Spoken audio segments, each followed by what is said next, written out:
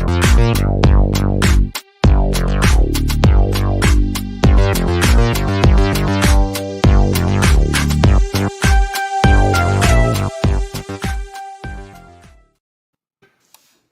morning. Happy Thursday. Happy St. Patrick's Day, everybody. Happy St. Patrick's Day. Stay away from the bars or go to the bars, but just know. Do we have any Irish on the stream today? I'm 75% Irish. Okay, I'm 50%. So that's 125. So 1 1/4 of us. I win. All right, you win. You win. George, Matt, good morning. Good morning. Happy live stream day, as I like to call Thursday now. It's live stream day, and that's what defines it. And viewers, welcome to our live stream. We are Valiant Technology. If you haven't tuned in with us before, we are a managed service provider, but based in New York, but we do have a national reach. So if you have any interest in us, please visit us. There we go. Is that right, Matt? At thevaliantway.com. Yes, yes, thevaliantway.com. Yes. Subscribe. Everyone's been announcing it for 2 years. I should ask you. And subscribe to our YouTube channel. Follow us on Twitter, LinkedIn. Please talk to us. We really are engaged and we respond, and we will create topics and videos based on your questions if you have any kind of strong questions about IT. So on that note, Matt, what are we doing today? We're going to get you a better internet connection when we're done here today, because you're having some trouble, I think. I am.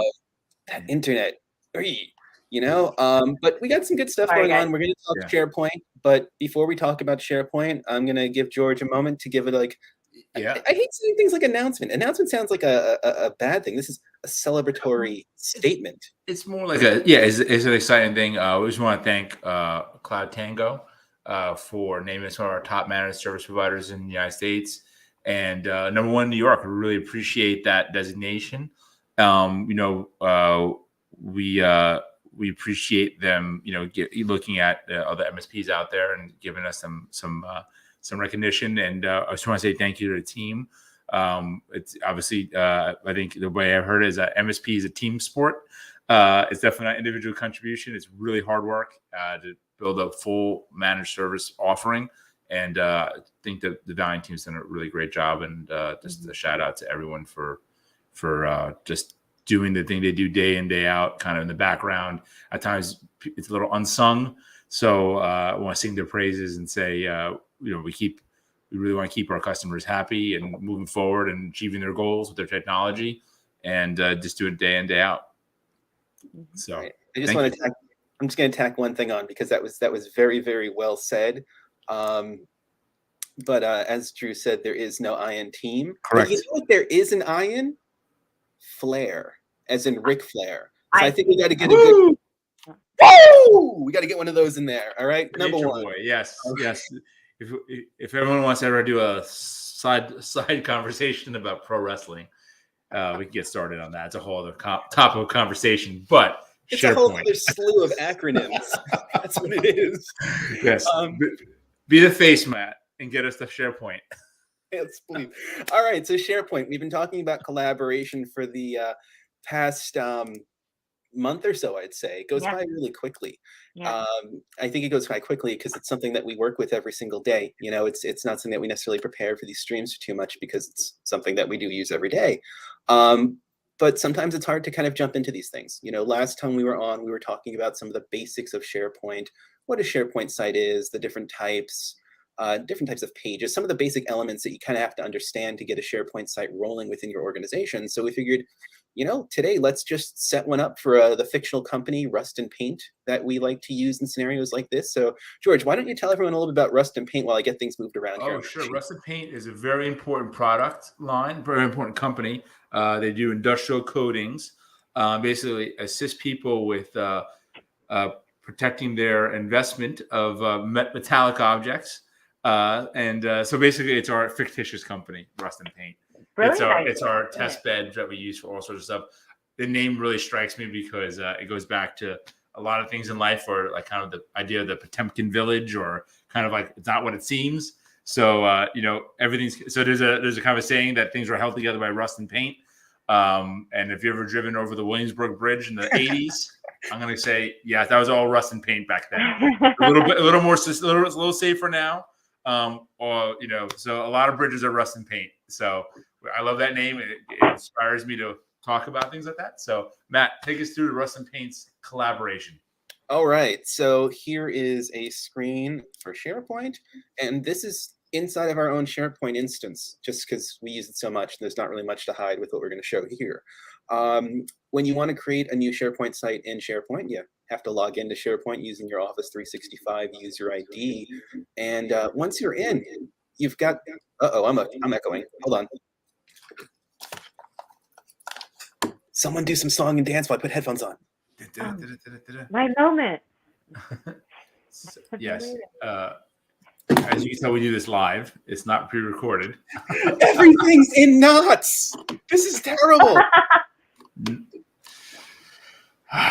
Next week, we're going to talk about cable organization. Don't laugh. It's actually a topic of, if you're many times I've been to a server room or network closet and just kind of back your way out of it. I know Megan went on site the other day to look at a site, so she has some fresh experience with that. Yeah, and they're just like, oh no, these are here, and you're like, they're here. What? Wires? Yeah. Okay. All right, Matt. There we go. Yeah, great job. Hats off. I'm in business. All right, 5 stars, perfect ticket. So now when we're in SharePoint, it's as easy as going right to this button right here, create a site, and clicking it, which brings up the dialog that we have open right now. And like I mentioned last week, or the week before, there are a couple of different types of main sites that you can create in SharePoint. And this is a stream about collaboration. So we're going to create a team site that's really designed for collaboration. So first thing we're going to do is go ahead and click on this button here, create a team site. Well, we're doing this for Rust and Paint. Let's give it a unique name because I believe I already have one in here. Rust and Paint. Operations. I like it. So we've created a site name.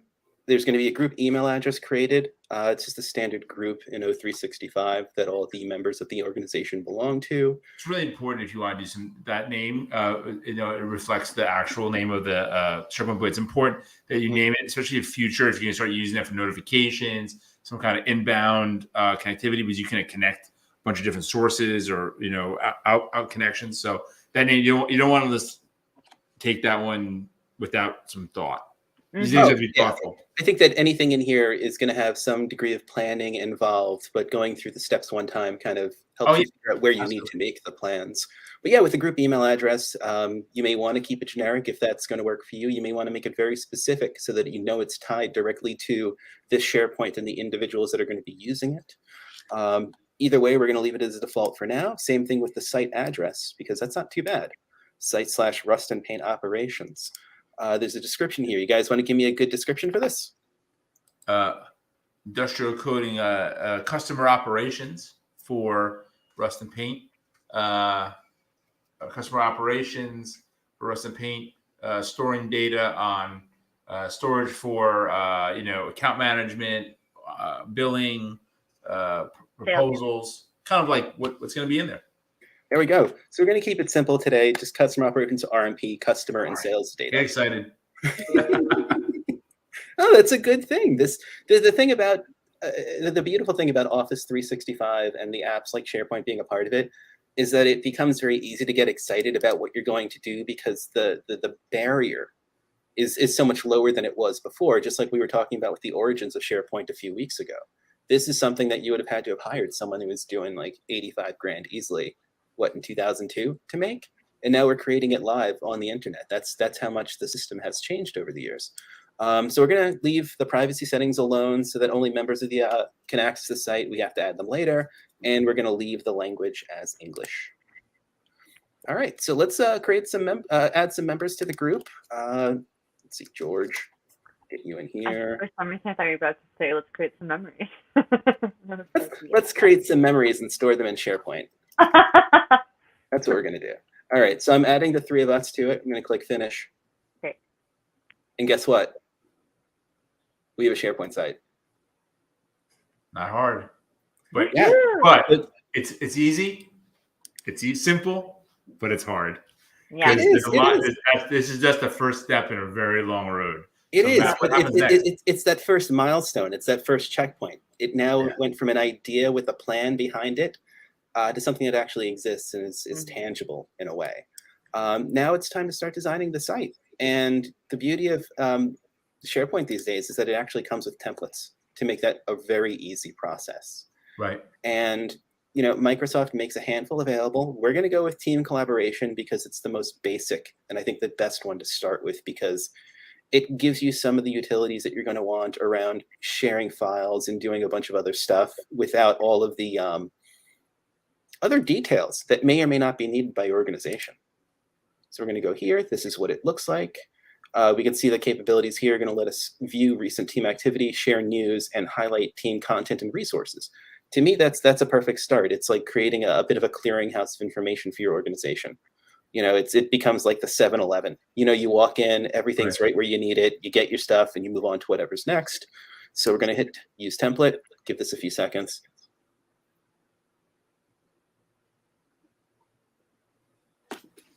Hey, there we go. It's actually starting to look like something. Can you guys hear me, by the way? I'm still echoing. We hear just fine. Okay. It's not a good day for technology. All right, so here we are, Rust and Paint operations. This is the homepage of the SharePoint site. And if we look here, we've got a bunch of different items. A couple weeks ago, we talked about document libraries. And by default, there is a document library called Documents right here. It's ready to be used. I'm just going to grab a random photo off of my desktop, hopefully Valiant related, drag and drop. Give that a few seconds. And look at that. We've already got a file inside of the document library of an old stream. That was all it took to upload something to this document library. And you can treat these very much like you would treat, say, Windows Explorer or Mac OS Finder. Right. Very much. It's very much a file system. It is. It really is a file system with added indexing abilities so that you can track documents and do other things. We can deeper than that even. Yeah, you can track documents. You can you can work with them programmatically if you start getting more advanced. There's also great functionality around security because you can build the logging is very robust within the SharePoint site. Especially if you start adding on some additional some services that both Microsoft and some third parties add in. So it's a very powerful tool to replace a file server with something that's, I think, a better option for a good portion of businesses. It is a much better option, and it also it removes a lot of the need to maintain different types of file shares. And I don't know, in the past when I was a network admin, those things used to kind of drive me a little crazy at times. And all that goes away with this. Plus, you can access the information from anywhere. I mean, you guys can open this up on your computers right now and see the same thing. You can open it up on your cell phone, see the same exact thing, and that's beautiful because that means you can access the information from wherever you are, as long as you have an internet connection and the right security in place. Very powerful. There are a couple of items up here in the menu for the document libraries that are interesting. I do love the sync and add shortcut to OneDrive. And if you want to learn anything more beyond what I'm about to say, just check out our YouTube channel because we have tutorials on how to use them. But when you sync a portion or an entire document library, it becomes accessible directly on your computer as if you have files on the same machine that you're working with. And I don't know, that makes things a lot easier. I think day to day, there's a lot that we use in SharePoint, and I have them synced to my Mac right here so that they act exactly like folders that are on my computer, and that is gorgeous. Now let's go back here. Actually, it's a great question that Drew posted here. Thanks, Drew. What if Microsoft? Well, 341. Clever. So if it's depending on how you have your SharePoint library set up in terms of, or the document repositories, they can be synced through a local machine, and they'll work offline and then resync once the connection's back. If you travel a lot, it's a really powerful tool. You can download the work you're working on, have a local machine. And it works really well. I mean, in the past, it used to be a very notchy experience. There's still a little bit around, conflicted documents and just handling that. That's not kind of out of scope here, but for the most part, it works really well. Data, for you're working on spreadsheets, and also you can use it for collaboration as well. One of our LinkedIn users threw that in there. You can see files at the same time. Matt and I and Megan and I work on a ton of files together. I mean, I don't think we could do our jobs without the tool at this point. It's gotten so ingrained in our workflows. Back in the day, we used to email stuff back and forth, and it's just so wasteful. Well, you go into version hell at that point, because then you have to look and see which email has what file, how is it changed. I think that's something that was a problem for 20 some odd years for many people until something like this came along. And talking about being able to access files online, there are days when I like to disconnect from the grid completely. I'm not accessible via the internet at all. So for the sake of getting some quiet work done, and having my files that are in SharePoint sync directly to the computer means that there is no interruption in my ability to work as soon as I physically unplug the Ethernet cable from my machine, and I just kind of continue doing the work, knowing that nothing's going to come in to me at the moment. And hold on a second. Oh, hold on. I just want to get this out here because, Drew said it. Yes. So yes, that is Drew, that's a super powerful point. You really need to have the internet connection. I mean, I think almost all modern systems and tools are relying on a persistent internet connection, be it through a mobile, 4G, 5G, or a robust wireless, internet cable modem, that sort of thing. And actually, one thing that I think is interesting is that I think we're going to see people getting frustrated going back to the office, because I think they've gotten used to working in their kind of own environment where they have all the bandwidth of a FiOS line to themselves, and now they're going to go back to sharing the same speed. So I think there's going to be a massive uptick in need for more bandwidth, because we changed the way we worked significantly. And think about, in the past, you wouldn't have this many SharePoint sites fully operational. You wouldn't have this many Zoom calls. You wouldn't have this much just need for connectivity. So as you move stuff out of the closet into the cloud, bandwidth and network become that much more important at all times. So now we went stray too far from our SharePoint. So Matt, keep us going. I think we're going to just do a little bit more SharePoint next week to clean things up and tie up some loose ends before we move on to the next topic. But we're talking collaboration. We just talked about file sharing and showed in an overly simplified demo how easy it is to upload a document to SharePoint. One more thing I want to show about that is that when you have a document like this graphic that I uploaded, you have the ability to share. And the sharing settings are determined by the admin of Office 365, which is not me here, so I didn't set it up. But we do have this restricted so that we can only share files to other people within the company, meaning they have to sign into the site in order to prove their identity and then get to the information. But if I wanted to send this file to anyone else within the organization, I would just have to hit the copy button and grab this link and send it over Teams or an email or any other way that I want to get it to them, and then they'll have access to this file. That's so much easier than having to attach something to an email and then having to worry about the versioning issues that are going to come along with that way of doing things. Let's go back to home really quickly. This is neat. The default template that we used with SharePoint puts news front and center, and it's a great feature to have because you can create a post very, very quickly. I'm just going to go with I've done this before because it really is super basic. You're going to decide on the template that you want. There's a few that are built in here. Let's just go with blank because it's really nice and clean. We're going to click create post. And oh boy, you know what? Tomorrow is pizza day. 2 exclamation points. Right. And at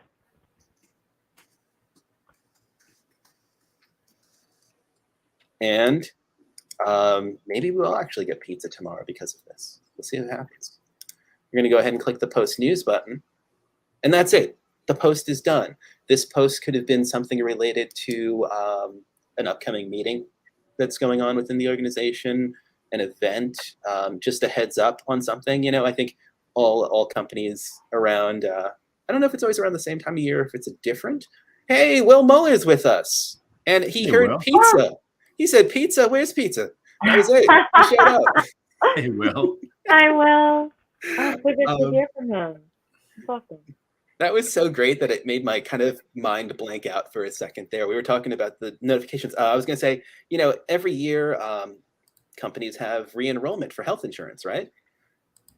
Not a bad thing to post in something like this. Maybe not for an operations site, but those kinds of bulletins, just things that you want to be able to put front and center for people. If they're going to be using SharePoint, it is going to be a great place to be able to get those notifications dropped. And we've already created this one. Tomorrow's pizza day. Friday's pizza day, the best day of the week. And if we click on here, now you can see instead of having that empty news section, we actually do have that update front and center. It's right there to look at. If you look here at quick links, this is pretty cool too. I like the quick links feature. I think we have to hit edit here to get to it. So let's just do that really quickly. The edit button just allows me to edit the contents of this page. And if I hit edit web part here, see, this is the beauty of doing things on the fly. Sometimes you don't remember everything, but let's change this. You see, we've got a link here. We're going to change it to something else. Give me a second. Let this page load.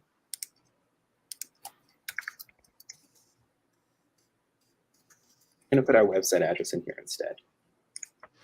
And then we're going to here, our IP support company. Okay. Does that? I'm going to republish the page, which is really the same thing as just saving the changes you've made. And now you can see that there's a quick link going directly to Valiant's website. That took, what, 15 seconds to get in place? And it's a great way to have all of these just kind of quick destinations for your company, whether it's, tech support or vendors or whoever it is that you're needing to reach out to on a regular basis. Having that information right there front and center is just super, super handy. We've got a question from Stefan. Will those notifications / messages also show up in corresponding Teams channel? By default, they won't, but you can easily create automated workflows that will cause notifications to occur. For example, we have our Microsoft Teams form that we use to take in questions from people right there. And when that's filled in, the question gets added to an Excel spreadsheet that's shared on the network where George and Megan and others can get to it. And we also receive a notification in Microsoft Teams that someone has submitted a question. That way we can respond to it. We can make it a part of our content, in the following weeks. And honestly, just be responsive to it. If someone's going to ask a question, there's nothing more I'd like to do than be able to provide a really good answer for them. And that's how we make that happen. And yes, automating some of the actions that lead to notifications is how we do that. So it's available. It's not something that is by default, but I believe that we have that video on our YouTube channel. So if that's something that you want to go look into, you can do that at our YouTube channel. And if not, I guess I'm going to make one now that I said that, huh? Right. Got yourself in the corner on that one, Matt. That's fine. As long as the corner's got a camera in it, I'm perfectly happy with it. So, I didn't really even want to go that much further into anything today. I just wanted to quickly show that a SharePoint site is something that with a little bit of planning and foresight can be established. Let's use that word, established pretty rapidly. And, going through this and looking at these screens, something I haven't looked at in a few months, because as much as we work in SharePoint, I'm not really creating SharePoint sites all the time. I think that over the next 6 months or so, we're going to dedicate a little bit of time to building Rust and Paint operations out. I think that'd be a fun activity, and I think it's also an activity that we can kind of connect into other topics that we want to go into. So I love how everything today is on the fly. I'm putting thoughts together as I go. I think that next week, what I'd love to do is just answer some questions that have come in to us over the past few weeks about SharePoint.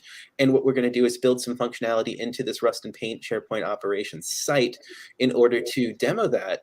And then the week after, we're going to jump into security for a little bit. Cybersecurity is something that is important. It's a 24/7 need. And I really like when we revisit it. So we're going to do some conversation and have our CIO with us to talk a little bit about social engineering attacks designed to either sidestep or get a hold of MFA information to get into accounts. Yeah, it's a legit concern about the MFA. MFA is a great process, a great tool in the toolbox. It's not 100% foolproof, and there's a lot of method, and there's a lot of really unfortunately robust and successful attacks against it, revolving particularly around people revealing things over phone calls or emails or texts. So look, every single Facebook post that asks you what your favorite car color or what high school you went to is going to be one of those things. So we're going to talk about that a little bit. And we're also going to share a couple of personal experiences. I had an issue with my mobile phone provider. Was it, I guess, last month or maybe the month before. And I got to tell you, they did a great job with the notifications and taking me through the process of what happened. And it actually came down to multi-factor authentication being the way that the person was not able to get into my account. And we've got some other stories that we're going to share. And we're going to talk a little bit about what goes on behind the scenes and ways to help prevent or at least identify situations where you may be getting socially engineered for the sake of some kind of MFA related retrieval. And I'm looking forward to that. I'm looking forward to tying up the loose ends with SharePoint next week and jumping back into cybersecurity for a bit. We've got a lot of other ideas on the way. Is there anything else that you guys want to kind of get into today? Or no, I think that's great. I just want to say thanks again to Clown Tango folks for recognizing Valiant, and really happy to do it. And thanks a lot for our guests. We had some really great interactive guests, and thanks, Will. It's great seeing you on the stream, and Stefan and to our usual viewers, and so hopefully you get some new ones. And if you like the stream, like and subscribe and share. That'd be great. Also, George, I just realized you're wearing the green for St. Patrick's. It just hit me, but good job, George. Thank you. I try. Keeping us on track socially as well. There you go. Hey, I'm on brand today. I didn't get anything. Look at this. I got the. You are on brand. You are. I know, on brand. but the green is the secret, though. Yeah. Oh. And that's why. Live on brand. Big guy. All right. Until next week, everyone have a great one. Enjoy your St. Patrick's Day, and I got nothing. Enjoy the good weather. It's getting nicer out. Go outside. Get some fresh air. I'm gonna go do that right now. See you guys later. Bye now.